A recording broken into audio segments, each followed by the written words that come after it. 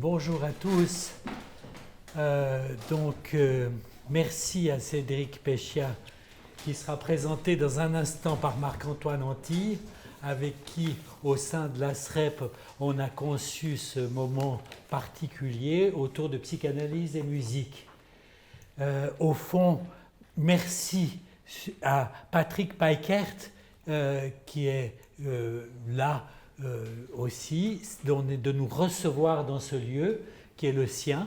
Patrick Peikert, que je connais de longue date, contrebassiste, musicien, mais qui aussi a des responsabilités dans le prix Clara Askill et a créé des disques de Cédric Péchia chez Claves,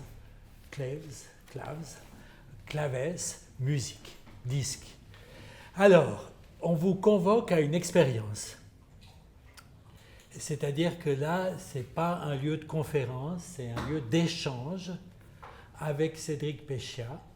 C'est un lieu d'échange où on part de la musique plutôt que de parler sur la musique. Je pense qu'aucun de nous n'est habitué à faire ça, ni n'est prêt à faire ça. Aucun de nous, je parle de nous ici, psychanalystes. Certains sont des pratiques musicales, comme Carlo Dellinocci face à moi.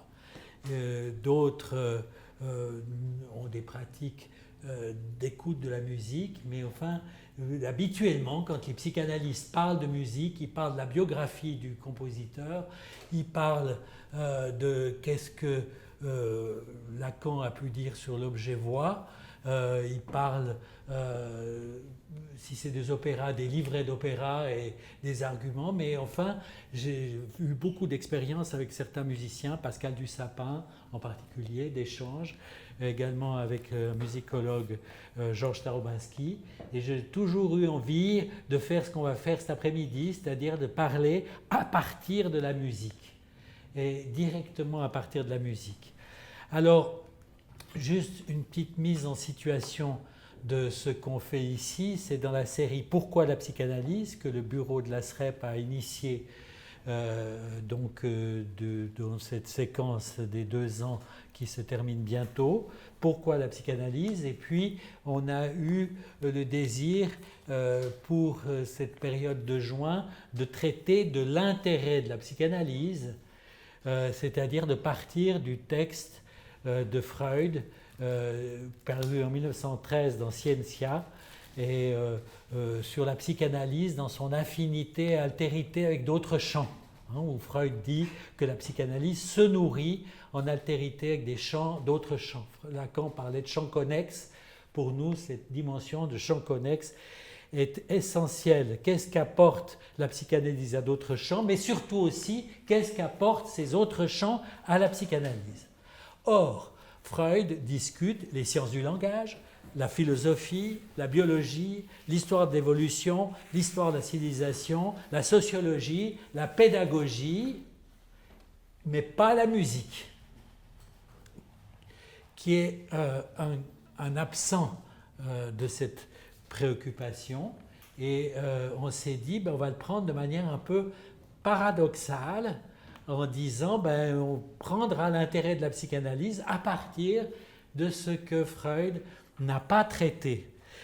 Alors dans ma liste, que vous avez tous remarqué, dans ma liste que je viens d'énumérer de Freud, il manque l'esthétique, parce que Freud discute l'esthétique. Et l'esthétique, c'est assez beau ce qu'il dit sur l'esthétique. Il dit que l'artiste va vers une auto-libération, Selbstbefriedung, une auto-libération, vers des changements de forme, vers ce qu'il appelle un plaisir artistique. Il écrit « L'art forme un royaume intermédiaire entre la réalité qui est, au fond, entre la réalité qui interdit le désir et le monde imaginaire qui réalise le désir. » J'ai même été heurté en relisant mes notes parce que c'est la réalité qui interdit le désir. Bon, ça pourra se discuter. Donc il ne s'agit pas d'un moment sur la psychanalyse appliquée à la musique, mais la musique, alors mettons la composition musicale et l'interprétation musicale appliquée à la psychanalyse. Finalement, pour permettre des avancées en psychanalyse.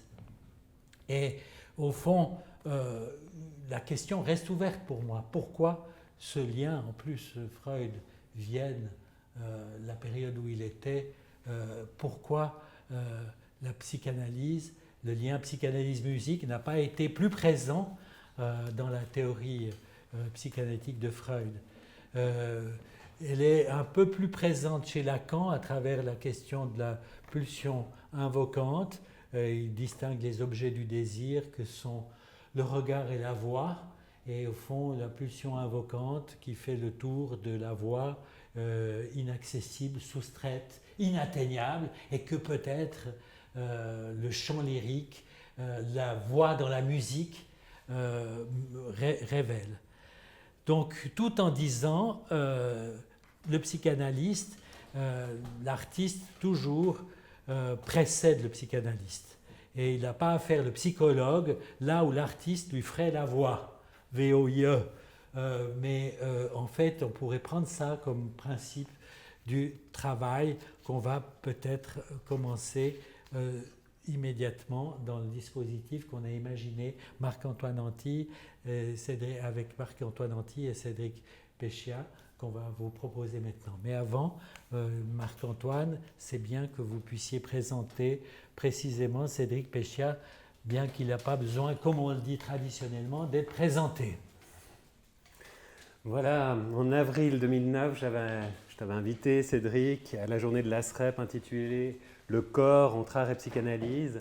Et puis tu avais donné une brillante conférence musicale autour de Robert Schumann et de ses Geistervariationen. Et puis je t'avais dit quelques temps après, ça serait bien qu'on fasse quelque chose, qu'on refasse quelque chose. Voilà, 16 ans plus tard, le temps est venu de le faire. En tout cas, je te remercie beaucoup d'avoir accepté. Quelques mots très brièvement. Donc, Cédric Péchia a fait des études au Conservatoire de Lausanne et de Genève. Il était premier prix de virtuosité. Il a reçu le premier prix de virtuosité avec distinction en 1997. Il a achevé ses études à l'Université des Arts de Berlin. Il s'est ensuite perfectionné avec des pianistes renommés comme Daniel Barenboim, qui a été un mentor pour lui, avec Irving Gage ou Christian Zacharias, pour n'en citer que quelques-uns. Il a été lauréat de différents prix, tels la bourse de la Fondation Lennart. Cédric Péchia est spécialiste de Robert Schumann, de Jean-Sébastien Bach et de musique contemporaine. Je t'avais entendu aussi un concert de piano préparé à Vevey, je m'en souviens. Il y a eu des enregistrements chez Claves, des collaborations avec Omar Porras au TKM, l'organisation et la participation au Musical des Palinges. Cédric Péchia vit à Berlin depuis plus de 20 ans. Il enseigne à la Haute École de musique de Genève. Il est aussi président de la commission artistique du concours de Genève. Et voilà, il mène une carrière internationale de concertiste. Voilà. Bien, donc on va commencer cet échange sous forme d'une conversation. Peut-être un petit exergue, il y a un livre de Bonnefoy que j'aime beaucoup qui s'appelle « La stratégie de l'énigme ».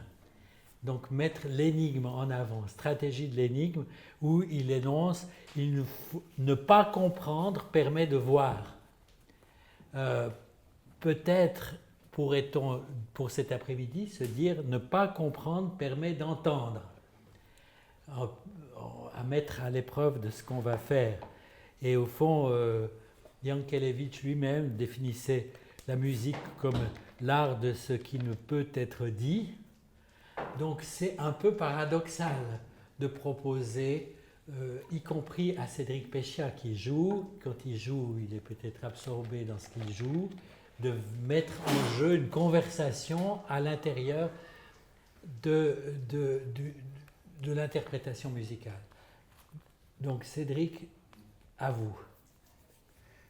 Merci d'être ici. Je suis très heureux en ce qui me concerne de pouvoir parler d'une œuvre emblématique est très importante pour beaucoup de musiciens et pour moi aussi, qui est la dernière sonate pour piano de Franz Schubert.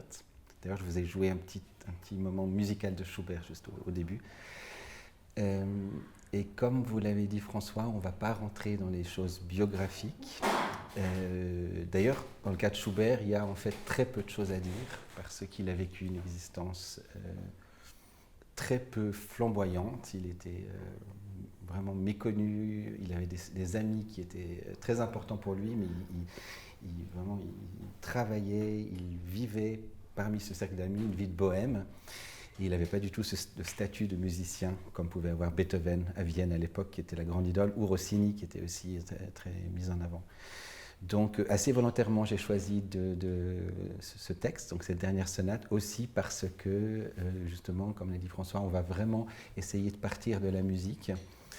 Mais quand même, j'aimerais juste ajouter en ce qui concerne cette sonate, donc c'est la dernière œuvre écrite pour le piano par Schubert. C'est écrit d'ailleurs, achevé le 26 septembre 1828, c'est sans doute moins chaud qu'aujourd'hui, à Vienne. Parce que là aussi, Schubert était vraiment passé toute sa vie à Vienne. Et 5 semaines plus tard, il décède, et donc à l'âge de 31 ans, sans doute des suites à la syphilis contractée en 1823. Et il y a beaucoup de personnes qui pensent que la prémonition était déjà très présente. Ça, c'est des supputations, on ne peut pas savoir. Mais il se trouve que l'âge, la mortalité à l'époque à Vienne, dans les quartiers populaires, parce que c'est là qu'il habitait, était de 31 ans. C'est évidemment en comptant les décès d'enfants, mais enfin, ça reste. Un homme de 31 ans pouvait se poser la question vais-je continuer à vivre longtemps? Et je pense que cette question, elle a beaucoup attrait avec la mort, avec le souvenir, avec aussi beaucoup de moments d'espoir. Et je vais commencer tout de suite dans le vif du sujet, et je vous en prie, n'hésitez pas à m'interrompre, à m'interroger. C'est vraiment un peu l'idée qu'on puisse, en partant du texte musical, arriver à une discussion, moi avec mes propres termes, qui n'ont rien de... Voilà, j'ai lu quelques livres concernant la psychanalyse, je ne suis de loin pas quelqu'un à même d'en parler. Par contre, la musique, je m'en occupe depuis très longtemps, et j'essaye, pour moi, pour mes étudiants, de trouver des mots justes, qui effectivement n'est pas facile. Donc en fait, la sonate, et c'est une sonate en forme sonate. Ça paraît un peu bizarre de dire ça, mais la forme sonate est une des grandes inventions, à mon avis, de l'esprit humain, qui est une manière de composer une pièce musicale avec un premier thème, donc ce qu'on entend au début, qui peut éventuellement être précédé d'une introduction qui n'a rien à voir, un premier thème, et ensuite un deuxième thème qui doit être contrastant. Parfois même un troisième thème. Et ça, c'est ce qu'on appelle une exposition. Donc ces éléments sont dans le cadre, parfois 1 minute, 2 minutes, 3 minutes, 4 minutes, ça dépend des proportions générales de l'œuvre. Et ces 2 éléments, généralement parfois 3, effectivement, ensuite vont atteindre un stade dans l'œuvre qui est celle du développement. Donc le compositeur va utiliser un de ces thèmes, ces 2 thèmes, les 3 thèmes, les combiner, il y a énormément de manières de faire, pour leur faire dire quelque chose d'autre. Donc on reconnaît le dessin mélodique, le dessin rythmique, mais souvent métamorphosé. On va y arriver après, je vais vous montrer des exemples vraiment concrets. Et donc cette partie du développement est souvent la partie la plus dramatique. Là, vraiment, on a l'impression que le compositeur travaille avec le matériel et est en train de vraiment oui, qu'il y a un bouillonnement de ces thèmes comme s'ils avaient une propre vie.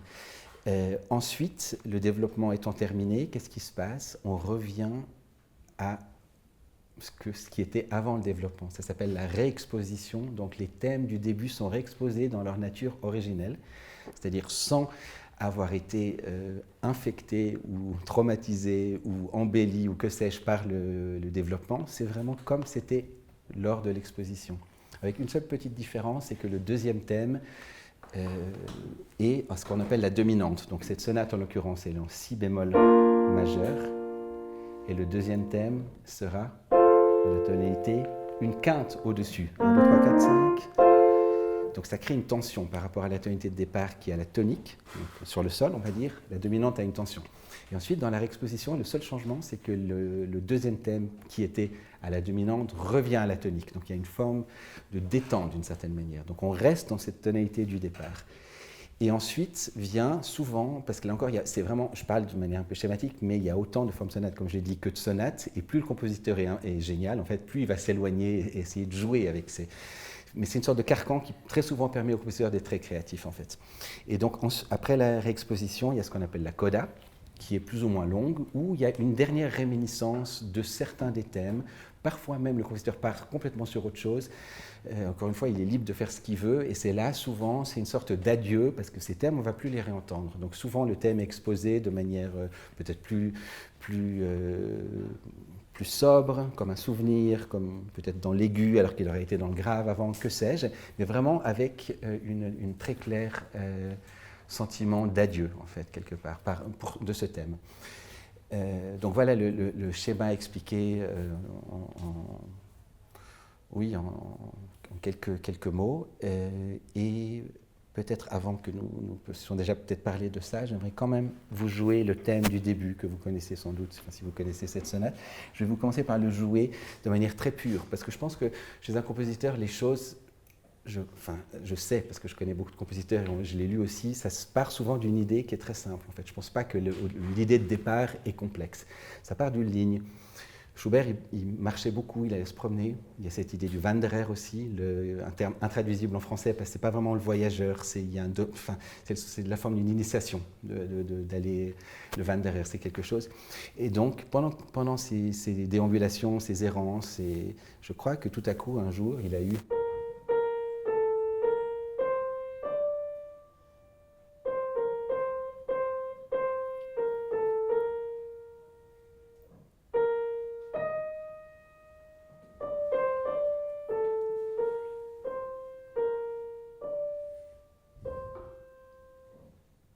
Cinq notes. 5 doigts de la main. On a l'impression qu'il se limite, volontairement ou pas, à voir qu'est-ce qu'on peut faire avec 5 notes. Donc cette mélodie, c'est assez rare en fait. Souvent, on a quand même 12 notes à disposition sur un piano. Donc on peut aller plus loin, plus complexe. Non, il décide que ça sera aussi simple que ça. Donc on peut vraiment, un enfant peut les jouer avec les 5 doigts.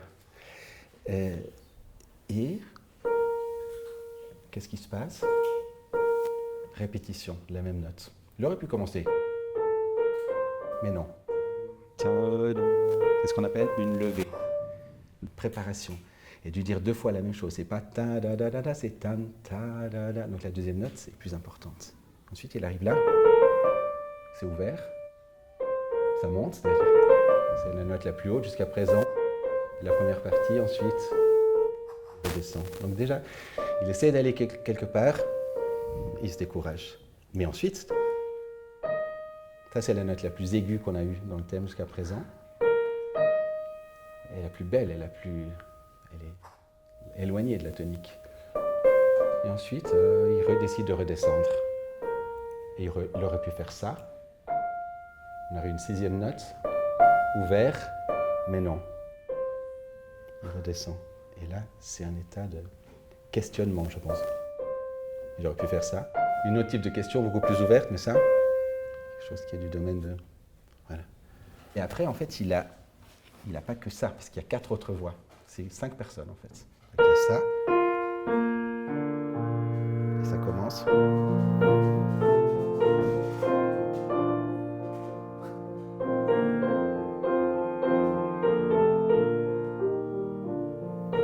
Cette note.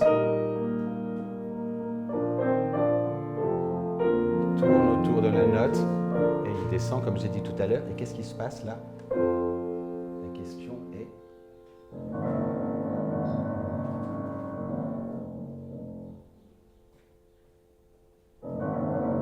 qu'est-ce que c'est que ça?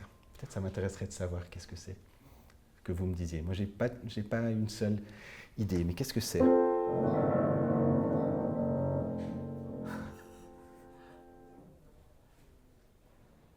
Alors,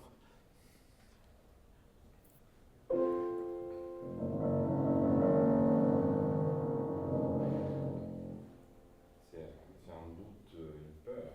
Une peur, je pense aussi.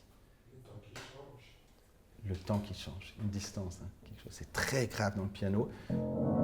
C'est écrit avec plein de petites notes comme ça, ce qu'on appelle un tri, une vibration. Mais l'idée, c'est pas qu'on entende les notes, c'est écrit pianissimo, donc très très doux. Et je pense qu'il y a une autre dimension. Moi, quand je joue ça, je suis ici et j'aurais presque envie de la jouer, que quelqu'un la joue pour moi, ou que je la sente à l'intérieur de moi, je ne sais pas, quelque chose. C'est pas de ce monde, c'est une distance. Qu'est-ce que vous en pensez? de la partie là. Ou des autres choses de ce début. Là, bon, je me disais, c'est comme les nuages qui passent sur l'atelier de Peikert. Il y a un côté extérieur qui lui arrive, quoi. Est-ce que c'est un mouvement intérieur, comme un surgissement, ou bien c'est au contraire quelque chose qui s'impose à lui, quoi. Ou qui nous impose, parce que enfin, moi, le fil qui me vient vraiment à partir de ce que tu as commencé à dire, François, c'est-à-dire ne pas comprendre pour voir, j'allais dire ne pas voir pour écouter, parce que moi, c'est ça mon vécu de la musique, il faut que je ferme les yeux pour l'entendre. Et après, selon les passages, ça me fait venir des images, etc., mais ça me gêne de tout cet imaginaire. Et à un moment, vous évoquiez la question des variations. Il y a un moment des ruptures ou des courts-circuits, c'est-à-dire quelque chose qui fait un peu coupure. Et c'est un peu ce dont vous parlez là. Et moi, ce que je ne sais pas, c'est est-ce que ça exprime quelque chose de lui ou est-ce qu'il nous fait vivre quelque chose dans l'écoute, quoi. Hein, au niveau du son, au niveau c'est-à-dire de nous surprendre, de ne pas être là où on attend. Voilà, moi c'est un peu à ça que ça me fait. Il me semble, enfin connaissant, là on revient aussi à la biographie, Schubert n'a jamais été joué de son vivant. Et aucune de ses symphonies n'a été interprétée, aucun de ses opéras n'a été interprété de son vivant. Dans les salons, oui, avec ses, enfin c'est pas des salons en l'occurrence, c'était des sortes de squats, on dirait aujourd'hui. C'était aussi l'époque de Metternich, où il y avait une grande censure, il y avait beaucoup d'interdits, les gens devaient un peu se cacher, ses copains étaient un peu des mauvais garçons. Et donc il y avait ce côté un peu... Mais je pense que cette sonate, il ne l'a pas écrite pour quelqu'un. Je suis quasiment convaincu. Maintenant, on la joue dans les quatre coins du monde. Je crois que c'est pour lui, en fait. Et je crois que cette arrivée, c'est vraiment ce doute de savoir comment je peux continuer, parce qu'aussi, après, il y a ce qu'on appelle un silence surmonté de ce qu'on appelle un point d'orgue. C'est un petit... On écrit ça comme ça, une sorte de demi-rond avec un point à l'intérieur. Et c'est un temps qui se suspend et on ne doit pas compter en tant qu'interprète. On ne doit pas dire, ce n'est pas une valeur écrite, c'est une valeur à vivre en fait, en fonction de ce que le public va nous donner en termes d'attention, d'écoute, de ce que l'acoustique va nous donner. Et c'est une première rupture. C'est très rare de commencer une pièce et après 9 mesures, on a déjà silence.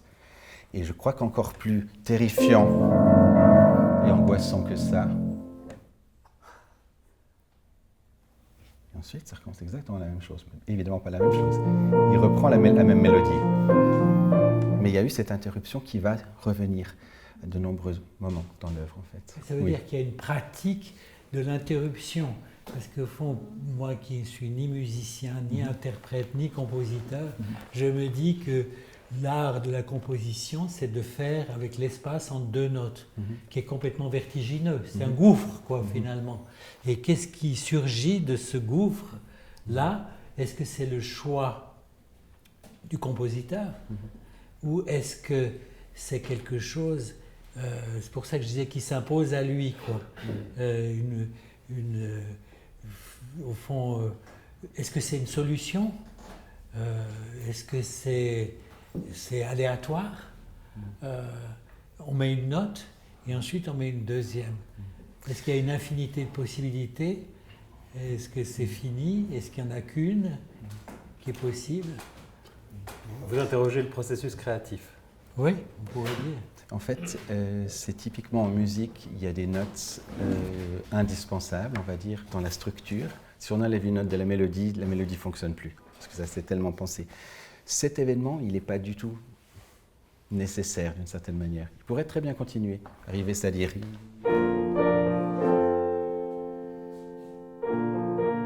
reprendre exactement du début, sans passer par cet événement. Donc je crois que son absence de nécessité structurelle est là. Par contre, c'est quelque part ce qui va, comme vous l'avez dit, qui va casser encore. Enfin, qui va casser cette sorte de rêve du début, parce qu'il y a quelque chose quand même de... C'est une belle utopie, ce début. Et tout à coup, Une autre possibilité, ce serait aussi, bon, on sait qu'il avait sans doute à cause de la syphilis des fièvres pendant toute la dernière année qui étaient énormes, 40, il était sans arrêt en train de trembler aussi, il y a des témoignages, il était dans son lit en train d'écrire.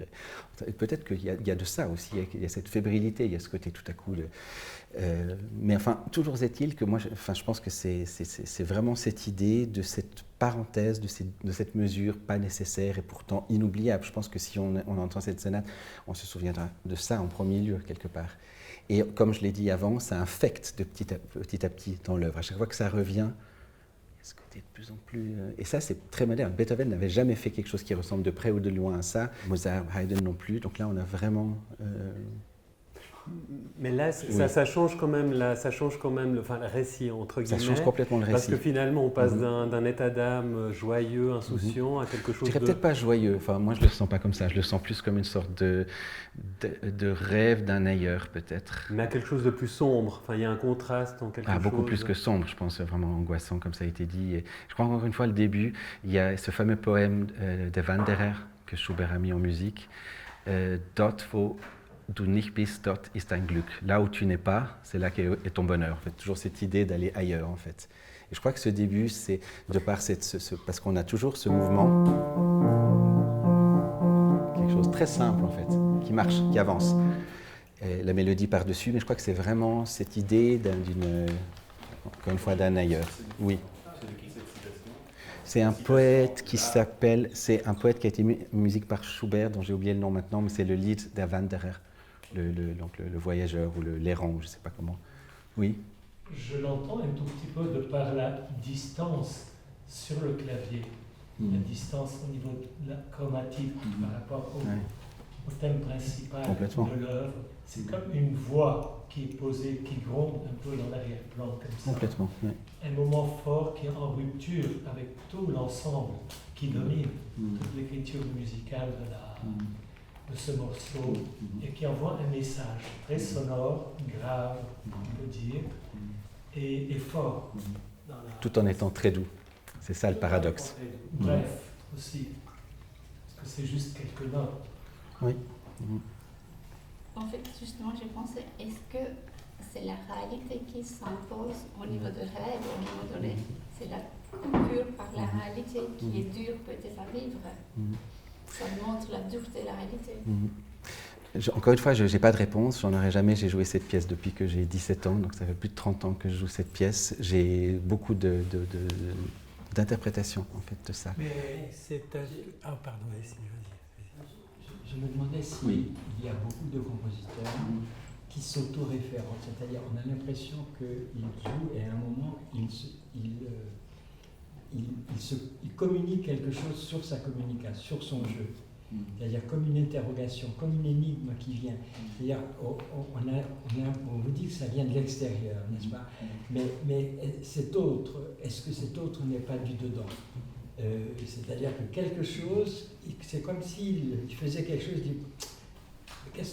enfin bon, vous voyez, au théâtre, on ferait ça, n'est-ce pas?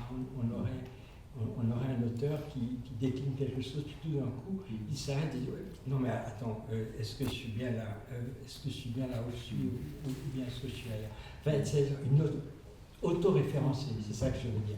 Est-ce qu'il y a beaucoup d'œuvres que vous connaissez? C'est ça ma question, parce que j'ai l'impression que c'est de ça dont il s'agit ici, mais c'est ma perception. Est-ce qu'il y a beaucoup de compositeurs qui font cette espèce d'avancée, puis tout d'un coup, seulement réfléchissent sur leurs propres gestes, vous voyez, comme une métacommunication. J'aime pas le mot méta. Mais... non, je pense qu'il y a différentes manières de... Peut-être effectivement d'avoir une distance. Il y a ce thème très fort chez Schubert aussi qui est Doppelgänger, le double, Doppelgänger. Il y a un poème de Heine, pour le coup c'est absolument incroyable, que Schubert a mis en musique. C'est quelque chose... Il y a quelque chose des quintes et des tritons, quelque chose d'extrêmement moderne, et c'est cette haute partie de lui-même. Mais quelque chose de similaire, je ne connais pas. De toute façon, c'est aussi comme ça en art, à partir du moment où ça avait été fait par Schubert, et l'œuvre n'a pas été jouée pendant plus de 20 ans, et après elle a été créée, et puis après tout le monde l'a jouée, tout le monde l'a connue. Donc c'est vrai que ce genre d'effet n'est pas vraiment reproduisible. Si ça a été fait une fois, on se met... Enfin, à ma connaissance, je ne connais pas tout non plus, mais Mais en Donc, tout cas, oui. pour nous, je rejoins ces deux questions, parce qu'au fond, si on met l'enseignement pour la psychanalyse aussi, Lacan disait de Duras, lorsque la pratique de la lettre converge avec l'usage de l'inconscient. Il trouvait qu'il y avait cette dimension-là particulière chez Duras. On pourrait peut-être dire lorsque la pratique de la note converge avec l'usage de l'inconscient. C'est-à-dire quelque chose d'insu. Ce fragment de peur est peut-être une dimension insu, à l'insu du plein gré, si j'ose dire ça, de Schubert. Ou bien est-ce qu'il faut dire la pratique de la note converge avec l'usage du réel? Là, je prends le réel au sens de Lacan, c'est-à-dire ni l'imaginaire, ni le symbolique, parce qu'il y a une dimension musicale qui porte un imaginaire que les yeux fermés on co-crée en écoutant, dans une leçon d'écoute, et puis il y a un côté symbolique, imaginaire, symbolique, mais il y a un côté qui fait totalement énigme, qui dépasse tout à fait. Et moi, je trouve l'exemple de ce surgissement, il toucherait à l'énigme en tant que telle, qui résiste au récit imaginaire et symbolique porté par la musique. Vous voyez ce que je veux dire? Hein? C'est-à-dire que quelque chose qui le dépasse, Mais ici, c'était quelque chose, parce que vous avez dit au début, je ne sais pas si c'est quelque chose qui vient de l'extérieur ou de l'intérieur. C'est plutôt de l'intérieur. Et si c'est les deux, et si c'est quelque chose d'extime, j'allais dire ça, c'est un intérieur-extérieur. C'est-à-dire intime aussi. Extérieur, la partie de soi qui nous est étrangère. Donc il compose et puis tout à coup, mais même l'interprète le vit, quelque chose qui est extérieur à soi, mais on ne peut plus intime, surgit. Ce d'autant plus que si je suis dans cette position, d'aller là, c'est très loin. Et c'est vraiment, j'ai l'impression que je suis presque, c'est plus moi en fait. Alors j'exagère un peu, mais si j'étais petit, Clara Askill qui a joué cette sonate comme personne, c'était une personne petite, j'imagine que l'effort physique d'aller jusqu'à là, parce qu'on ne va pas se déplacer ici, parce que si on le fait, ça donne... Enfin, je pense que l'effet est complètement raté, en fait. C'est justement cet effet de distanciation. Et le fait que ça soit là, ce qui est très intéressant, c'est comme je l'ai dit, donc il y a cette suspension, ensuite les choses reviennent comme c'était avant. Donc encore une fois, 5 voix. Schubert, il a beaucoup écrit pour des chœurs, notamment des chœurs d'hommes. Et là, on a vraiment quelque chose de très polyphonique, une mélodie en haut, ça, c'est un petit accompagnement, c'est pas la mélodie. Ensuite, ça module dans une autre, c'est pas comme la première fois. Et ça se referme. Et la phrase arrive à une sorte d'apaisement. Ici, on retrouve la tonique. Et maintenant, qu'est-ce qui se passe? De nouveau, ce tri est complètement différent. Il ne va pas amener le silence, il va amener une glissade à la main gauche. Et qu'est-ce qui se passe à ce moment-là? La même mélodie, c'est plus. Mais si. Donc les notes sont un peu changées. C'est plus le chœur d'homme, c'est plus les 5 personnes ou les 5 fois 10 personnes, c'est le soliste, c'est l'homme seul, accompagné par quelque chose ici. Et ce que je trouve très intéressant, donc la tonalité de base, comme j'ai dit, c'est sol, si bémol majeur, et le glissement, parce qu'on ne peut pas appeler ça autrement, 1, 2, 3, 4, 5, on retrouve les 5 doigts de la main. Donc si bémol, une autre tonalité. Et ça, c'est les modulations préférées de Schubert et personne n'a jamais fait ça avant. Ça s'appelle les modulations à la tierce majeure. J'avais préparé pour vous parce que ça, il faut absolument que vous jouiez. C'est vraiment fascinant. Il y a la messe qu'il a écrite au même moment, la messe en mi bémol majeur. Donc le 5 tous. Je vais simplement vous jouer ce que l'orchestre joue en mi bémol majeur et vous allez entendre le choc de ce glissement, là, beaucoup plus radical encore.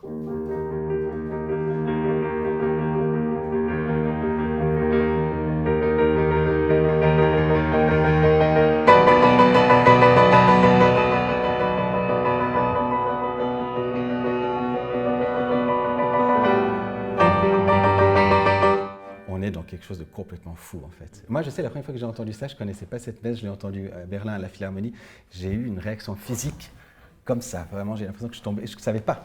Et on a c'est long, 3, 4, 1, 2, 3, 4, on attend. certainement pas ça. Alors là, c'est un ordre terrible. c'est un cinctus terrible. Ouais. C'est terrible, c'est terrifiant. C'est terrifiant. Qui vous impose. Alors là, il ne me l'impose pas moi parce que c'est une œuvre pour chœur, effectivement, mais c'est quelque chose. Ah, mais terrible. Je peux même pas. Heureusement que ça n'a pas été créé à l'époque parce que je pense pas que les gens auraient supporté quelque chose comme ça. C'est incroyable. Oui. Voilà. Et là, on a la version. C'est la même modulation en fait à la tierce. Et là, c'est le vrai ailleurs qui cherche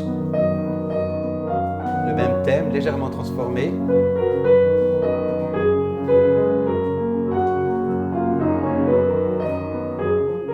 Et ça reste ce qu'on appelle une pédale de sol bémol. Pom, pom, pom, pom, pom. On a toujours cette note pendant 3 lignes en fait, 4 lignes même. Oui? Je voulais revenir sur l'ailleurs. Tout à l'heure, on se posait la question si cet ailleurs était dedans ou dehors. Et finalement, on a trouvé un compromis en disant que c'est une extimité. Mais en fait, est-ce qu'on ne retrouve pas simplement la nomination que Lacan disait du grand autre, c'est-à-dire l'autre qui est le lieu du dépôt de ce qu'on ne sait pas et qui envahit le sujet d'ailleurs de manière contraignante. Et ça s'impose à lui comme justement à l'insu de son plein gré, comme disait l'autre. Et qu'il n'a pas le choix, qu'il y a quelque chose de contraignant, un petit peu fascisant, je dirais, enfin, comme une contrainte qui a l'air de venir de l'extérieur, mais qui est quand même de l'intérieur du sujet. Et que finalement, cet ailleurs dont parle Schubert, est-ce que ce ne serait pas une quête qu'il a de pouvoir domestiquer, ce serait peut-être beaucoup dire, enfin, en tout cas, s'approcher de cet ailleurs, de cet autre, de ce grand autre, comme dirait Lacan, n'est-ce pas, qui est le lieu de l'inconscient. Et je pense de pouvoir se regarder aussi à partir de cette perspective. Voilà. Parce qu'il est là, ça va plus ou bien, moins bien. Et là, il est là, il regarde la tierce plus haute ou la tierce plus basse. Et ça, je crois que c'est vraiment très important. Et ce que je dois dire, par contre, par rapport à ce que vous dites, c'est que chez Schubert, les choses ne restent jamais très longtemps comme ça. Très vite, il revient dans un terrain plus familier. Ce sont des flashs comme ça, quelques secondes. Et en fait, de ce sens, c'est pas chaotique, il n'y a pas ce côté beethovenien de créer du chaos en permanence et de se choquer en permanence. Schubert, ce sont des petites impulsions. Elles sont fortes, hein, peut-être même plus fortes encore que Beethoven, mais de ce point de vue, il y a tout, et on va le voir plus tard dans la sonate, il revient toujours à la maison d'une certaine manière.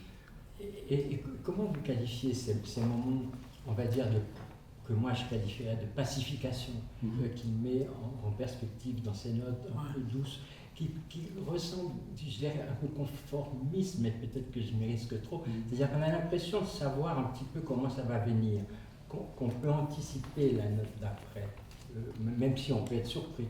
On s'attend à ce que ça monte, mais ça descend, on attend à ce que ça... Et puis parfois on tombe juste, c'est justement, même si on ne connaît pas... Vous voyez ce que je veux dire? Tandis que dans cette espèce de brouillard incroyable, énigmatique, noir, magmatique, on ne sait pas où ça va aller. Il y a quelque chose de l'insu, de l'inconnu qui est là, qui grouille de façon assez intense. Ce serait bien que vous nous montriez, non pas, parce que là, moi j'ai entendu comment ça surgit, mais je n'ai pas entendu, si on prend la question de Leslie, comment il revient à quelque chose de pacifiant, pacifié ou pacifiant tout autant. Oui. Encore une fois, on était là au début. Dans l'autre sens. On atteint cet autre, cet ailleurs. Et là, il prend son temps. Il n'y a plus de silence aussi.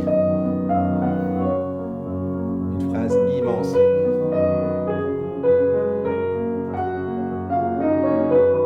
Et là, il fait une variation. La même tonalité. Toujours la même tonalité, le même accord même.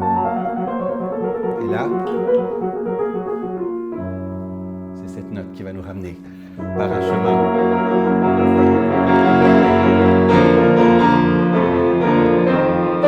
On a le thème du début, plus du tout dans sa modestie, dans ce côté avec ses 5 voix sotto voce, mais quelque chose qui est forté avec une ampleur orchestrale. En fait. Ce sont les mêmes notes. Encore une fois, la note du début, ce que je vous ai joué, ensuite elle est légèrement modifiée, elle est bémolisée si on veut, et ensuite elle est dans une sorte d'épanouissement en fait. Et là, c'est un moment, je pense, Une grande émotion, quelque chose de très choral aussi, très chanté. Ça, je crois que c'est important. Schubert, il chante toujours, en fait. Je crois que l'aspect percussif du piano, c'est pas quelque chose qui l'intéresse. Ou alors des effets comme ça. Mais là, c'est vraiment des gens qui chantent, je pense. Et le pianiste doit faire la même chose. Donc là, je vous ai montré le retour, en fait. C'est ça. Mais on a l'impression que c'est la même matière. C'est la même matière. Mais traitée de façon plus chaotique. Enfin, en tout cas, plus complexe, je veux dire. Moi, j'ai une question Oui.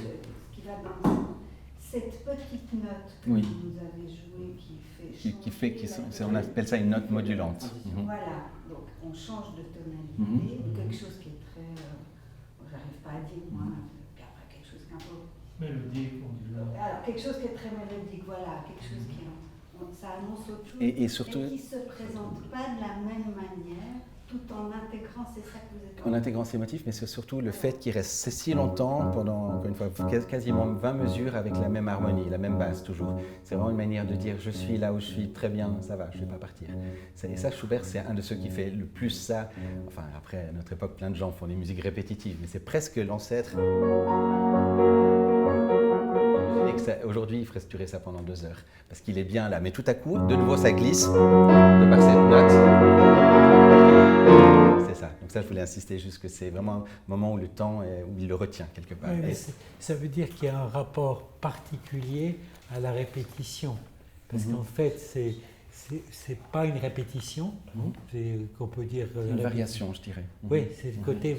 Alors, montrez-nous quelque chose entre répétition et variation. Parce que, au fond, Lacan, il disait, pour faire un peu lié à notre chant, on ne répète qu'une seule fois. Ça m'a toujours fasciné, cette idée tellement paradoxale de la répétition.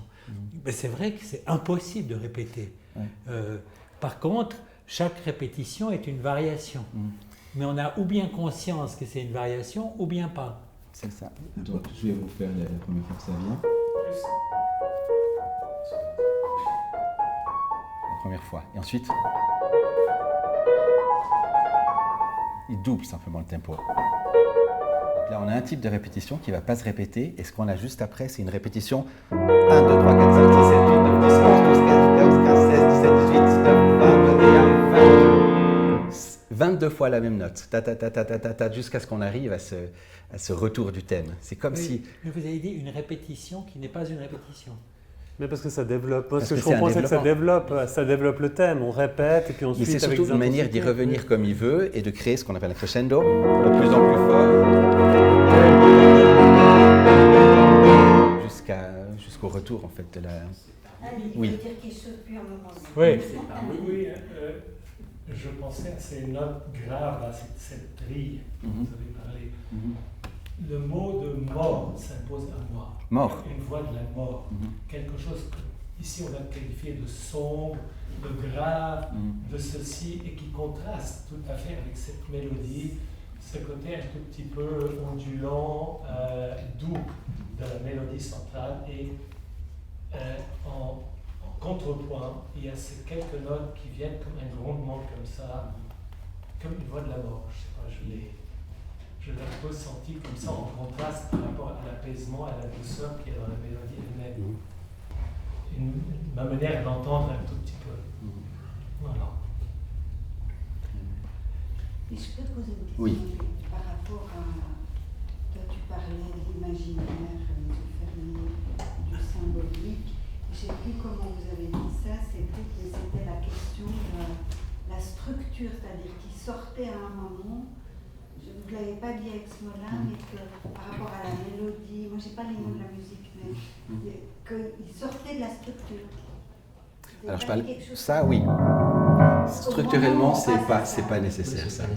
Ça s'impose à lui, on dirait. Voilà, mais c'est quelque chose ça vient d'ailleurs. Dramatiquement et voilà, et d'un point de vue émotionnel, et on ne peut pas concevoir la sonate sans ça, surtout quand on la connaît, mais il n'y a pas de choses thématiques, en tout cas au moment où ça vient, parce qu'encore une fois, le deuxième provoque quand même ce glissement. Et à partir de ce moment où on arrivait vers cette sorte d'enthousiasme, je crois qu'on ne peut pas appeler ça autrement, quand le thème est... Il est comme sublimé, et ce qui va se passer, c'est qu'il ne va pas rester là très longtemps, il arrive de nouveau sur la dominante, ce qu'on appelle un accord diminué, c'est-à-dire un accord qui se referme. Et à partir de là, il va moduler. Encore un autre accord. Et là, de nouveau, il est où? Fa dièse mineur. Même relation de tierce majeure que tout à l'heure. Mais cette fois, on va en Fa dièse mineur. Et là, c'est un chant, c'est la haute face de la lune. On n'est plus du tout dans le même... Enfin, tout a changé. J'ai une question par rapport à les deux choses que vous dites. J'ai l'impression que la première partie, qui est, je dirais, un peu martiale, on a l'impression qu'il y a quelque chose de militaire là-dedans. Vous voyez ce petit côté pom-pom. Et puis, moi j'ai l'impression qu'il y a comme une contestation de cette partie qui est très brève, comme si c'est jeté et remplacé par quelque chose de beaucoup plus nuancé et plus complexifié. Vous voyez Alors moi, je ne partage pas du tout l'idée de quelque chose de militaire, mais c'est peut-être que je l'ai mal joué, peut-être que je l'ai joué de manière militaire, mais moi, je vois quelque chose qui est du domaine, encore une fois, de l'enthousiasme. Mais ou d'héroïque, peut-être un peu, il y a un petit côté héroïque. Pas de mon côté, pas en ce qui me concerne, moi, je vois quelque chose de plus simple, pour le coup. Mais encore une fois, je pense que c'est bien que chacun puisse avoir une manière d'écouter différente. Juste une petite parenthèse, ça va peut-être vous intéresser. Il y a des années, j'ai fait pas mal de concerts dans les écoles pour des jeunes enfants, surtout aux États-Unis. Je leur jouais des pièces de musique, puis après je les interrogeais sur leur ressenti. J'ai joué une sonate de Haydn, quelque chose d'extrêmement enjoué. Je pense que c'est difficile de dire autre chose que ce début. Et après j'ai parlé aux enfants, qu'est-ce que c'est? Et il y avait un petit garçon dans un coin, il a dit, qu'est-ce que c'est triste cette musique. Oui, c'était ça. Mais peut-être sur les remarques qui viennent d'être en jeu, on retrouve l'idée de Paul Valéry, je crois, qui dit qu'on entend tous la même chose, chacun différemment. Peut-être qu'il faut se dire vraiment que c'est ça, que c'est l'expérience de la singularité absolue, que personne... Il y a ça, mais je pense qu'il y a aussi je pense par rapport à cette remarque, à tout ce qui se dit par rapport au clavecin. Moi, j'adore le clavecin, la musique baroque, et je trouve qu'il y a des aspects extrêmement joyeux, et pour certaines personnes, ils trouvent ça sombre, pas drôle, alors que c'est extrêmement inventif. Et je pense qu'il y a certainement aussi une habituation, en fait, d'être habitué. Enfin, quelque chose qui doit aussi, comme le vin, de reconnaître des vins, d'avoir du plaisir. Non, mais encore une fois, là, je pense que l'aspect militaire, même si je ne le partage pas, ne me choque pas, parce que je pense que je peux imaginer cette perspective, même si je ne la partage pas, disons. Mais je trouve justement ce qui est difficile, c'est parce que si on écoute vraiment bien, et nous, c'est toujours le compositeur en premier lieu, et les interprètes, on espère toujours des gens qui écoutent activement, qui ressentent, qui ont des images, qui ressentent des choses profondes. Et chez Schubert, comme chez Schumann d'ailleurs, ils sont proches. Ça change tout le temps en fait dans cette sonate. Ils ne nous laissent pas 20 secondes dans le même état. Ça module en permanence vers des états d'esprit et la plupart du temps, encore une fois, avec le matériel thématique qui est soit le même, soit une transformation. Et moi j'ai une question justement par rapport à ça. Justement, il y a ces successions, ces oscillations d'état d'âme, que ce soit de la gaieté, de l'élation, de la tristesse, ou même un sentiment d'étrangeté avec ce petit bout. Ça donne une impression d'étrangeté ou d'angoisse, suivant comment on le perçoit. Est-ce que ça crée une forme de récit, ou est-ce qu'on parlerait plutôt d'un proto-récit? Là, je pense à un texte là, que je vous avais envoyé du musicologue Jean-Jacques Natier, qui s'intitule « La musique, récit ou proto-récit ». Alors lui-même, on vient à dire, voilà, il y a un codage qui se fait pour le musicien. Ensuite, on exprime un certain nombre d'états d'âme, on imagine l'auditeur, les différents auditeurs imaginent différentes choses, mais on n'est pas dans de la littérature où les choses sont vraiment descriptives, enfin très précises. Donc lui, il en arrive à un proto-récit. Et je voulais savoir un petit peu toi, quel était ton positionnement par rapport à cette œuvre de Schubert, où tu l'aperçois plus comme un récit ou un proto-récit, ou est-ce que en ce qui me concerne, c'est un voyage, dans le sens du Wanderer, émotionnel, une traversée des états d'âme, traversée des émotions qui, chez moi, sont reliées à aucun élément narratif. C'est pas du tout... Contrairement à beaucoup de musique, si on joue beaucoup de musique de Liszt, qui s'appelle de la musique à programme, basée sur un texte, où Liszt, d'autres l'ont fait, mais Liszt peut-être mieux que personne, ou Debussy l'a fait aussi d'une certaine manière, et c'est de reproduire en musique même parfois des romans, ou en tout cas des parties des romans. Je pense que dans ce cas, je pense que, peut-être j'affirme quelque chose en me trompant, mais que je ne pense pas que Schubert était intéressé par ça. C'était un piètre compositeur d'opéra. Ils sont nuls, ces opéras. Alors que c'était un génie du Lied. Mais le Lied, c'est pas raconter une histoire. Le Lied, c'est simplement une émotion. Enfin, dans la plupart des cas, il y a aussi parfois des petites histoires, disons. Mais lui s'est intéressé avant tout à cette dimension, et la dimension du dramaturge. Déjà, il choisissait les pires livrets possibles, et après, ça ne fonctionne pas du tout en tant que... Mais par rapport à Schumann, oui. Justement, si on le met en contraste, où Schumann, par exemple, voilà, écrivait aussi, il avait un intérêt de lecture Byron, Heine et des romantiques, tu le verrais plus, certaines œuvres de Schumann, ou je ne sais pas si c'est possible d'illustrer, comme étant plus de l'ordre du récit, ou bon, il y a des œuvres qui sont... aller trop loin de dire ça. Non, il y a par exemple les Papillons, l'opus 2 de Schumann, enfin Papillon, ça s'appelle originellement, qui est clairement basé sur un roman de Jean-Paul Richter, qui s'appelle Flegeljahre, où là, il a même, dans le manuscrit d'origine, écrit par-dessus quel passage de l'histoire. Donc là, c'est vraiment de la musique, c'est presque de la musique de film, en fait, sans film. Mais dans le cas de Schubert, encore une fois, et de cette sonate, je pense que c'est ce voyage émotionnel dont je parlais avant. Et là où je suis arrivé, on est arrivé, qui est à la fin de la deuxième page, il y a le deuxième thème qui vient. Enfin, certains musicologues disent que c'est pas le vrai deuxième thème, c'est un thème pont, mais ça, c'est des querelles complètement stupides. Il se trouve que c'est un nouveau motif thématique et une nouvelle donne aussi, parce qu'on a deux voix principales. C'est la voix tout en haut. Au milieu, entre les deux voix, 4 voix, on a celle du haut, on a une voix d'accompagnement et on a l'autre voix principale.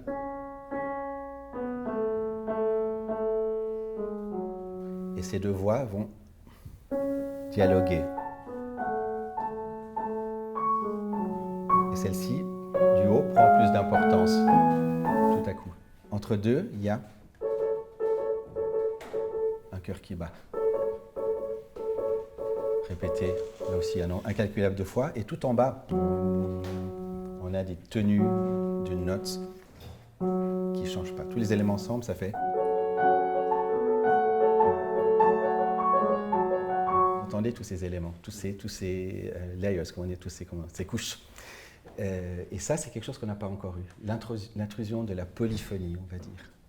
Une voix principale et une autre voix principale. Et autour, un état émotionnel qui est représenté par, encore une fois, par ça. Et donc ça, c'est le deuxième thème, qui est, encore une fois, moi je pense vraiment ce côté haute face de la Lune, quelque chose qui est très lointain, qui est très étrange aussi. C'est vraiment... Enfin, moi, ça, quand je la joue ou quand je l'entends, ce passage, c'est toujours l'impression d'être perdu, en fait. Mais ça, c'est central dans notre discussion, parce qu'on pourrait dire il y a un côté le vivant qui écoute quelque chose qui le dépasse, chacun interprète à sa manière, même en écoutant la même chose. Et puis là, Marc-Antoine a ouvert la question du récit, du langage. C'est le rapport entre le vivant et le langage qui est quand même présent dans cette leçon d'écoute que vous nous donnez l'occasion de vivre. Et moi, je me disais, mais qu'est-ce qui fait le lien entre le vivant et le langage, si on admet langage, c'est peut-être pas le bon terme, dans la musique? Et je me dis, c'est peut-être l'autre face de la Lune. C'est peut-être justement ce qu'on n'arrive pas à attraper. C'est ce qui fait accord, peut-être même dans la musique, c'est quelque chose qui échappe, quoi. Et qu'au fond, il y a une place, il y a une articulation avec ce qui échappe. Et puis il y en a qui savent plus ou moins mettre en jeu ce qui échappe, sans être pris dans le récit, dans le langage, et dans une idée d'une superposition entre le vivant et le langage. Ce qui fait accord, c'est le désaccord, quoi, finalement. C'est quelque chose qu'on ne saisit pas. Et c'est ce qui échappe ou c'est ce qui est au-delà? Pour moi, allez-y, développez. Parce que pour moi, échapper, parce que tout au début, soustrait. Vous avez dit Freud, il y a quelque chose qui manque à Freud, non? Et c'est la question de l'esthétique, non? Il manque l'esthétique. Et moi, je pense qu'il ne lui manque pas que l'esthétique, il lui manque l'estatique. C'est-à-dire, à un certain moment, Freud, en 1929, Je vous vois venir. Oui, Freud, en 1829, il répond à Roland, disant, il parle de musique. Il dit, la mystique m'est étrange, elle est étrange à mon chemin, autant que la musique. La mystique est étrange à mon chemin, autant que la mystique. Donc, lui, il écarte, il écarte. Qui dit ça? Freud. Quelle page? 1929, réponse à Romain Roland. D'accord. Dans l'épistolaire autour de la lettre. parole. On est dans l'esthétique, totalement. Ouais. Ce type, Freud, il s'écarte de ça. Alors qu'au fond, le bonheur est dans quelque chose qui nous échappe, dans quelque chose qui est au-delà. Donc dans l'esthétique, ce van derrière. C'est quelque chose qui est quelque chose qui est au-delà. Et en même temps, Freud, il base toute sa théorie sur le rêve, qui est quand même quelque chose de très proche de l'esthétique. Alors, c'est très compliqué parce que là, vous faites un développement où je sais qu'il y a de la question de l'extase et de choses très subtiles.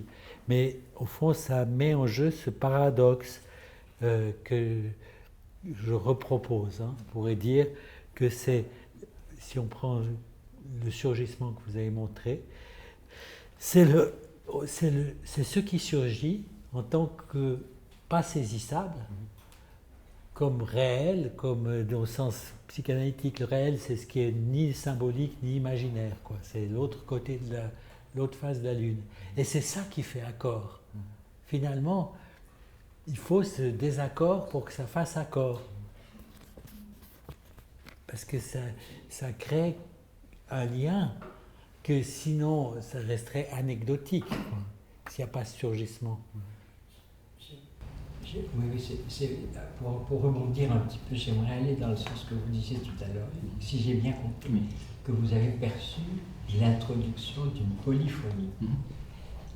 C'est-à-dire que, pour revenir à la question que pose Marc-Antoine, c'est-à-dire le récit, proto-récit, récit, ce que François amène par rapport à la question du langage, est-ce qu'on ne pourrait pas penser que dans ce contexte, cette polyphonie est l'équivalent dans l'horizon du langage de la polysémie, c'est-à-dire qu'une chose n'a pas qu'un sens, et c'est pour ça que je trouvais que c'était un peu militaire tout à l'heure, parce que je trouvais qu'on marchait comme ça, un peu droit, n'est-ce pas?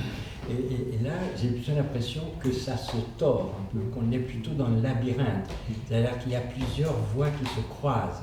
Donc ça fait penser au langage en tant que non pas le langage fascisant qui impose son sens unique, comme l'inconscient le fait au sujet, mais que le sujet peut, par la voie métaphorique, introduire des nuances et jouer de plusieurs voix et obtenir quelque chose de polysémique, c'est-à-dire qu'une expression peut avoir plusieurs sens. C'est la question de l'interprétation. C'est la question de l'interprétation. Mais c'est-à-dire que finalement, c'est l'énigme qui fait accord. Moi, j'essaie de dire encore plus simplement, stratégie de l'énigme.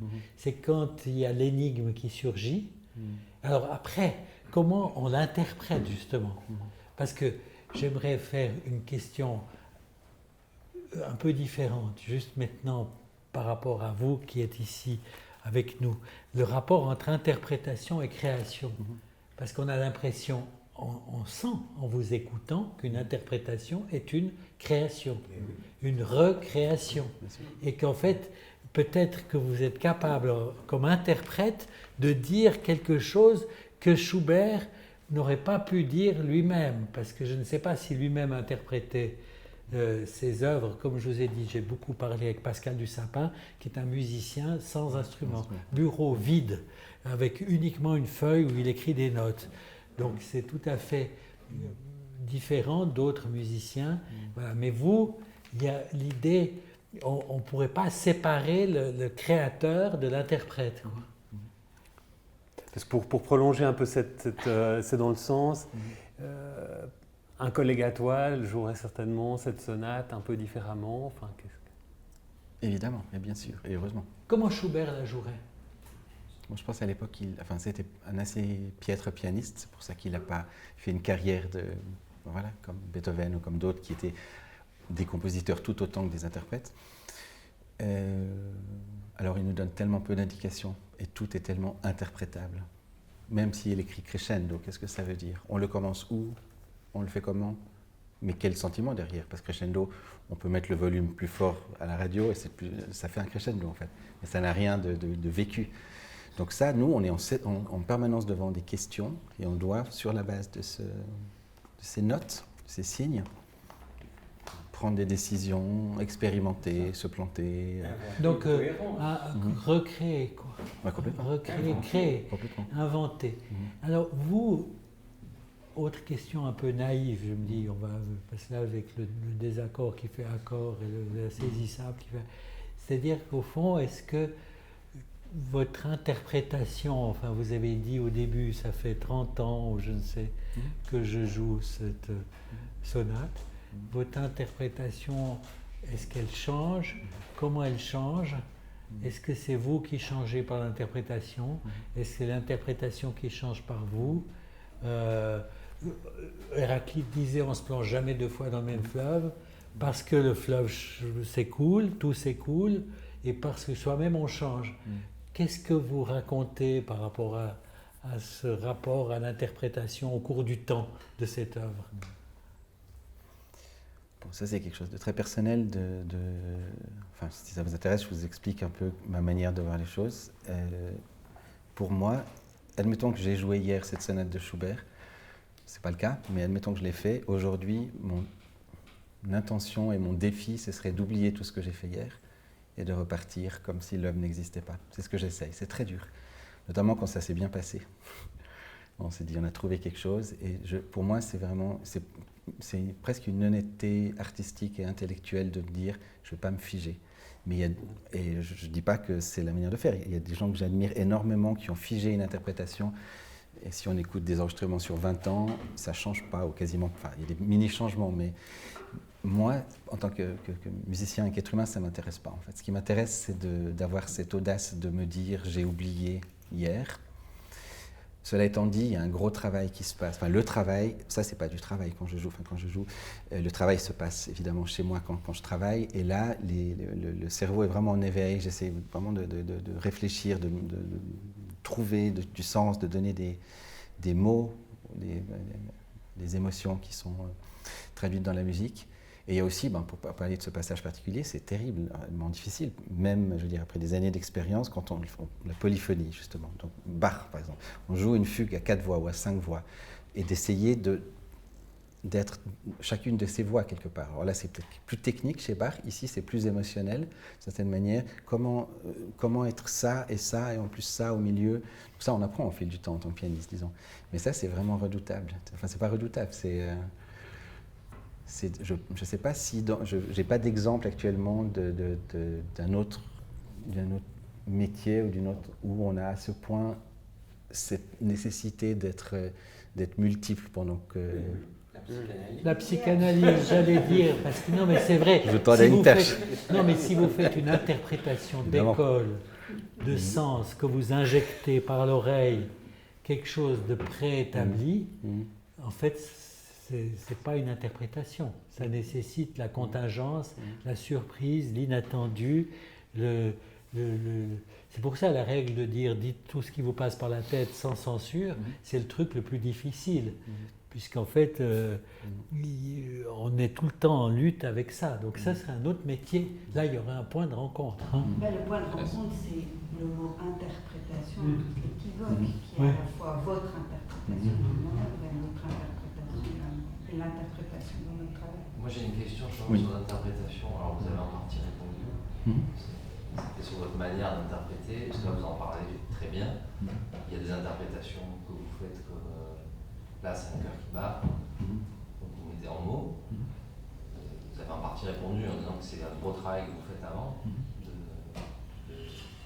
fabriquer un récit, une histoire sur le... Et est-ce que vous faites, est-ce que tout le monde, tous les interprètes font ça? Est-ce que c'est pour vous la voix, il faut un récit, raconter une histoire, mettre en mots, ou ça se passe? Il y a plein d'autres manières de procéder. Moi, je sais que c'est ce qui me touche chez les interprètes. C'est quand j'ai ce sentiment de quelque chose qui n'est pas préconçu. Encore une fois, j'exagère un peu parce qu'évidemment, on a besoin de repères. C'est pas qu'on part de zéro, on a quand même un texte. Mais moi, ce que j'aime, c'est sentir ce qui naît du moment, en fait, quelque part. Et c'est ce que quand je travaille avec mes étudiants, c'est aussi ceux, enfin pas tous, mais ceux, il faut évidemment déjà un certain bagage, mais c'est sur quoi je mène en fait. Par rapport à votre position d'honnêteté intellectuelle et aussi donc de ce point de rencontre avec la psychanalyse potentiellement, est-ce qu'on peut dire donc que vous ne vous supposez pas en savoir par rapport à ce que dit l'œuvre? À chaque fois, vous ne supposez pas que vous dites pas je sais ce que dit l'œuvre. J'essaye.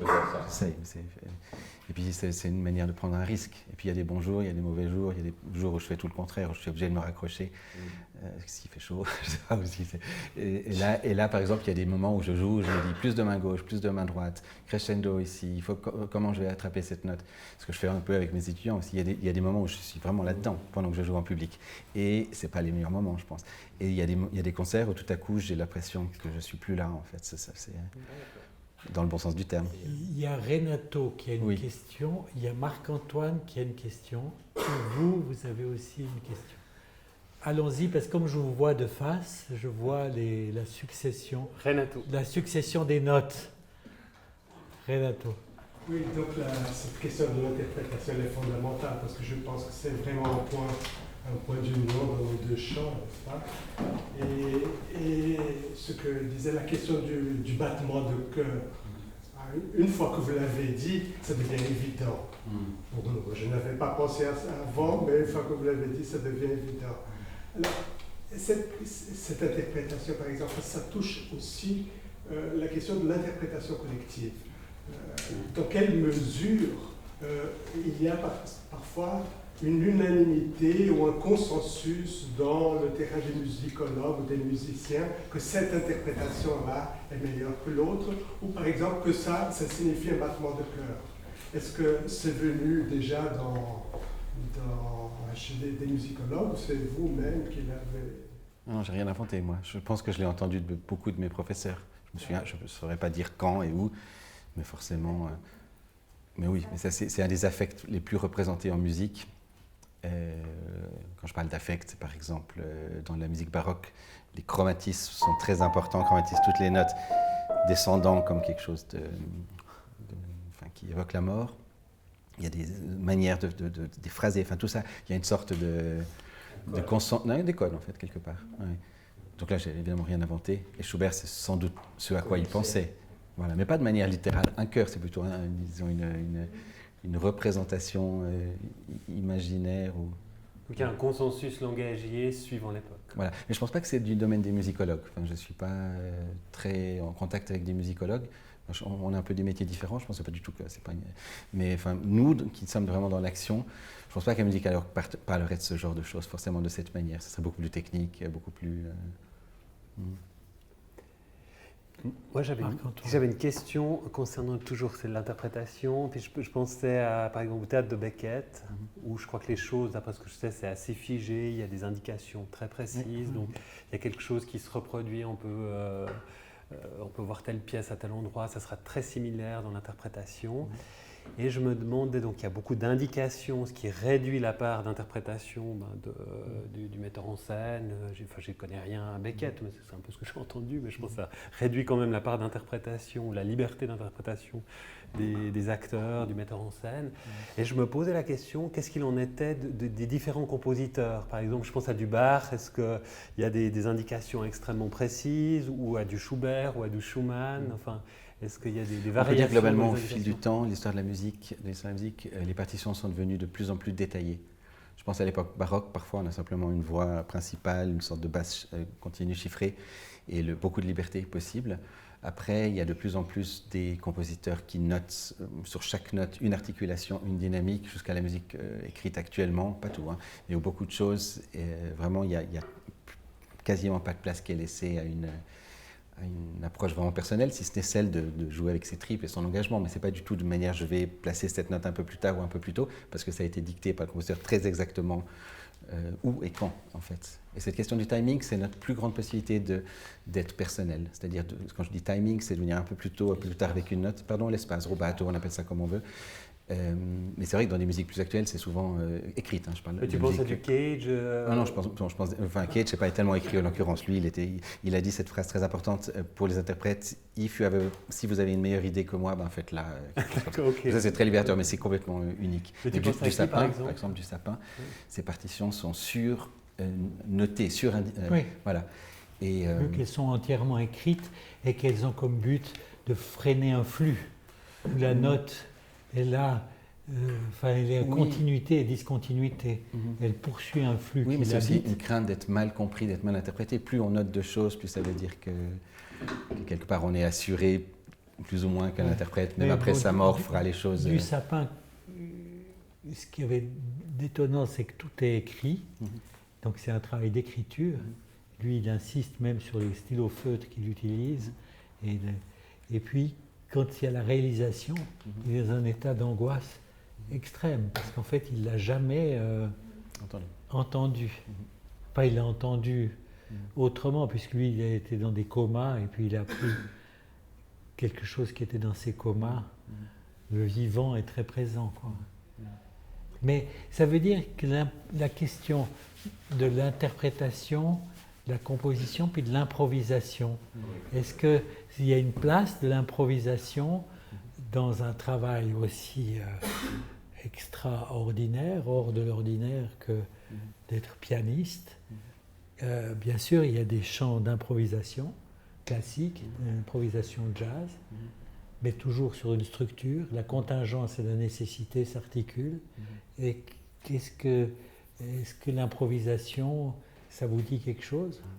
Enfin, il se trouve que dans mon cas, j'ai commencé comme ça, la musique, par improviser quand j'étais petit.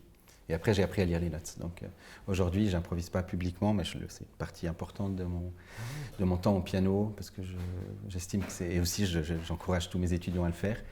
Mais par contre, je pense aussi... Bon, déjà, dans ce qu'on fait maintenant, parce que je sais qu'on en a un peu discuté avant, et je vous ai dit, pour moi, je n'ai pas envie de trop décider. J'ai envie que ça soit... Moi, c'est quelque chose qui me fascine, en fait, ce qui naît de l'instant, avec ce que ça peut impliquer, effectivement, d'échecs ou de se planter. Et je pense aussi... Alors, évidemment, je ne vais pas changer les notes. Enfin, si je change les notes, c'est parce que j'ai fait une fausse note. Mais en fait, le but, c'est quand même de jouer les notes telles qu'elles sont écrites. Mais ce que je disais avant, il y a beaucoup de place en termes de rubato, il y a beaucoup de place en termes du timing, aussi de couleurs. Enfin, il y a plein de choses qui naissent du moment et où je n'ai pas l'impression d'être moins créatif que si j'improvise. Oui, ce qui naît de l'instant, c'est ce qu'on partage maintenant. Il y a une question, après, je pense qu'on va être, à un moment donné, on pourra ouvrir la porte, Patrick, à un moment donné. Voilà, parce que là, mais il y a un moment, donc je dis juste ce qu'on a fixé, parce que vous avez vu qu'on a fait toute une scénographie avec Marc-Antoine et Anti, sans tenir compte de la chaleur, et avec Cédric Péchia. Un bon timing, 1h30. Après, on a dit c'est 1h30, et ensuite il y a un petit moment de calme, mais on reste là, et Cédric Péchia va venir interpréter, je ne sais pas si on peut toujours dire ce terme, jouer quelque chose. Donc maintenant, il y a encore une question. Oui, vous avez un peu répondu à travers les 2-3 dernières questions qui vous ont été posées, mais je voulais vous demander combien, quand vous jouez, interprétez un morceau, vous pensez à la visée de l'auteur et vous essayez de vous coller à l'écriture musicale, et dans quelle mesure vous vous laissez aller plus à quelque chose qui est un apport personnel. Quelle est l'attitude que l'interprète a dans une écriture aussi précise, donc d'être lui-même dans l'interprétation? Alors, moi, je crois dans la nécessité qu'on se montre en tant que pianiste, qu'interprète. Il y a d'autres écoles où ils disent non, il faut être au service. Je ne sais pas exactement si c'est le bon terme, mais ça ne veut rien dire pour moi, c'est pas possible. On ne sait pas ce qu'il voulait exactement, comment il peut prétendre être au service et faire tout ce que le compositeur veut. Alors à ce moment-là, ça devient stérile. On fait un pianissimo et on ne saura jamais, encore une fois. Et moi qui ai travaillé avec beaucoup de compositeurs actuels, comme Kurtág ou Gubaidulina qui vient de mourir, j'ai très souvent remarqué aussi cette ouverture. Moins cher Kurtág, mais il est moins radical que ce que beaucoup de gens disent. Il y a cette attente, peut-être que l'interprète propose quelque chose. Chez Gubaidulina, c'est très très fort. À chaque fois que j'ai travaillé avec elle, elle venait sans la partition et elle se souvenait même pas forcément. Puis elle disait, pourquoi tu fais ça comme ça? Oui, bah c'est écrit. Mais non, il faut changer. Puis elle changeait même sur ma partition. Et c'est plus fréquent que ce qu'on pense. Alors après, il y a les ayatollahs qui veulent qu'on fasse exactement tout, il y a ça aussi. Mais de par cette expérience, cette fréquentation avec beaucoup de compositeurs, et ceux justement qui viennent de l'improvisation, comme c'est le cas pour Gubaidulina par exemple, j'ai un peu cette certitude qu'ils ne seraient peut-être pas mécontents de certaines propositions qu'on fait, qui sont différentes. Une façon de changer les notes, ça c'est le truc juste à part. Mais oui. Ça c'est un point commun en tout cas aussi avec la psychanalyse, où il y a des tenants d'une orthodoxie et des tenants d'une hétérodoxie. Où Lacan surgit dans une séance et vous change l'interprétation. Change la partition. Alors, donc on va faire... Non, maintenant on ne bouge pas. On ne bouge pas puisqu'on va écouter dans la même place et puis ensuite on aura un apéritif qui vous sera servi, qui est prévu, qui permettra des discussions informelles, mais la porte ouverte peut-être sur la rue et puis il y a de l'eau qui va se couler. Mais l'endroit est le plus frais, il fait 10 degrés à l'entrée. Il fait 10 degrés à l'entrée. Ok, on se croirait sur les îles, dans les Antilles. D'accord, donc on vous laisse vous convertir en position d'interprète. Remettre mon lieu de parce travail. Que j'ai dit, quel talent, merci beaucoup, quel talent de pouvoir à la fois parler et jouer et commenter. Je me suis dit, c'est peut-être l'enseignant de musique qui a la caractéristique de faire ça. Mais au fond, je trouve que pour moi, c'est un privilège d'avoir ce dialogue pour nous, pour moi, pour nous, avec vous, sous cette forme-là, mettant en jeu avec une façon de faire. Chacun peut-être, pourrait-on dire, avec son ignorance, sa face cachée de la lune. Chacun, nous, par rapport à la composition musicale et l'interprétation musicale, et vous, bien que vous en savez long, par rapport à la psychanalyse. C'est peut-être plus accessible la psychanalyse. On a tous un inconscient et une pulsionalité. Et moi j'ai fait une analyse de 5 ans avec quelqu'un qui était très musicien.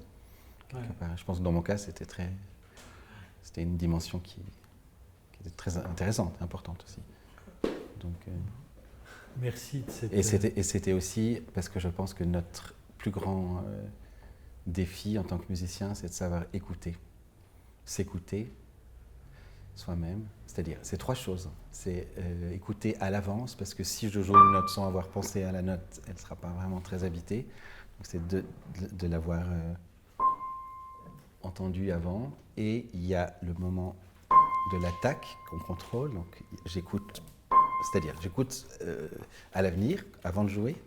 J'écoute pendant que je joue la note. Et sans doute le plus important, c'est après, ce qui s'est passé, la résonance, qui est l'élément le plus intéressant du piano. Une résonance où on est passif, mais si je ne suis pas activement à l'écoute de cette note, si je la laisse simplement, ça ne sera pas la même chose. Et ça, c'est une forme de magie. Mais ça, je le vois tous les jours avec mes étudiants, notamment, ou moi aussi dans mon travail. Donc il y a ces 3 capacités d'écouter qui sont souvent, simultanées en fait. Mais c'est Ça, on pourrait le dire comme psychanalyste. Écouter, s'écouter, et puis résonance. C'est vraiment une leçon d'écoute qu'on peut partager. Je pense que si je devais donner une conférence psychanalytique sur l'écoute, je pourrais dire des choses du même type. L'histoire, c'est que vous, non seulement vous l'écoutez, mais vous le réalisez en acte. Là, vous avez tapé de différentes façons la même note. Il y a les domaines de l'acte analytique. Oui. L'acte. Bon, cher, merci beaucoup. Donc, on vous applaudit.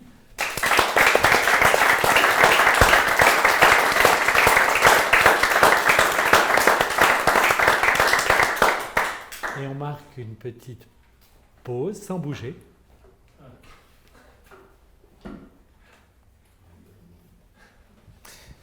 Mais en fait, parce que l'idée de base était de jouer ce premier mouvement dont nous n'avons entreaperçu qu'une page et demie, 2 pages et demie, pardon, et qu'il y a encore beaucoup de développement. Et je me demande si ce ne serait pas plus pertinent maintenant que je vous joue un autre mouvement dont je n'ai pas parlé du tout, un peu comme je l'ai fait au début. Libre à toi, choisis. On vote. Non, vous choisissez. C'est vrai. Le même ou l'autre? L'autre. Je pense on va aller pour l'autre. C'est triste, Qui vous est allez libre? voir. Et après, on peut en parler si vous voulez. De toute façon, si vous jouiez le même, ça aurait déjà changé, non? Évidemment. Évidemment.